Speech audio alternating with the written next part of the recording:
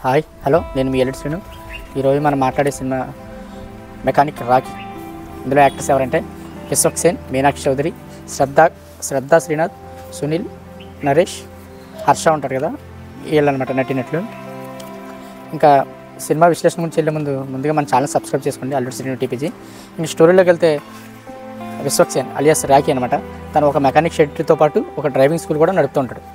అలాగే తన డ్రైవింగ్ నేర్చుకోవడానికి వచ్చిన శ్రద్ధా శ్రీనాథ్తో తన ఒక లవ్ స్టోరీని తన తండ్రి మరణాన్ని, తన స్నేహితుడు కోల్పోవడాన్ని, అలాగే తనకున్న ఆర్థికపరమైన ఇబ్బందుల్ని ఇవన్నీ తనకు చెప్తూ ఉంటాడు అనమాట. దాంతో అందులో చిన్న ట్విస్ట్ ఇచ్చి ఫస్ట్ హాఫ్ ముగిస్తుంట.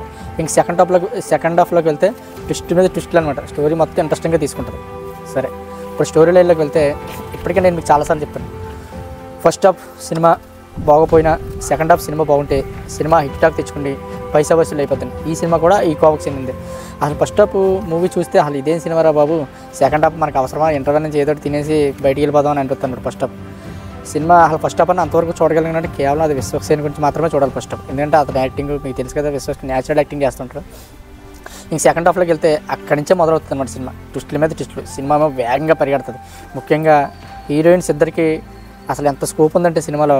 చాలా సినిమాల్లో హీరోయిన్స్ గ్లామరస్ కోసం వాడుకోవడం చూస్తారు, కానీ ఈ సినిమాలో హీరోయిన్స్ మీద బేస్ అయ్యి స్టోరీ నడుస్తుంది అన్నమాట సినిమా సెకండ్ హాఫ్ మొత్తం. ముఖ్యంగా ఈ సినిమాలో పాయింట్ ఏంటంటే సైబర్ నేరాలు ఎలా పెరిగిపోతున్నాయో, అసలు మనం మోసపోవడానికి మన పరిస్థితులు, మన బలహీనతలు ఏంటో ఆ సైబర్ నేరాలు తెలుసుకుని మనల్ని ఎలా ట్రాప్ చేస్తారో ఈ మూవీలో పిన్ టు పిన్ చూపిస్తారనమాట. ఈ సినిమాలో బలహీనలేంటో తెలుసుకున్నాం.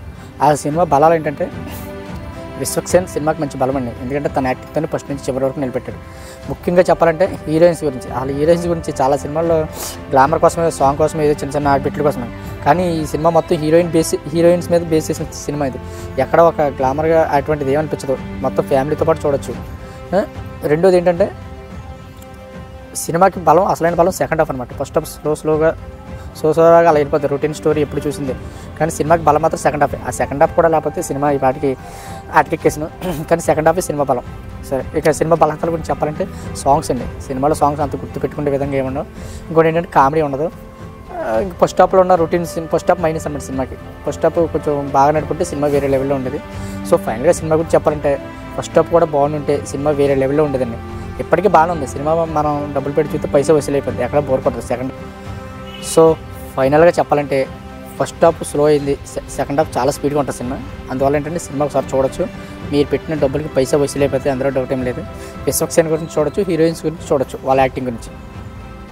ఫైనల్గా ఈ సినిమాకి నేను ఇచ్చే రేటింగ్ 2.5. నేను చెప్పే విధానం నచ్చితే, ఈ సినిమా విశ్లేషణ నచ్చితే మీరు లైక్ చేసి కుదిరితే షేర్ చేయండి. మన ఛానల్ మాత్రం సబ్స్క్రైబ్ చేసుకోవడం మర్చిపోకండి. జై హింద్.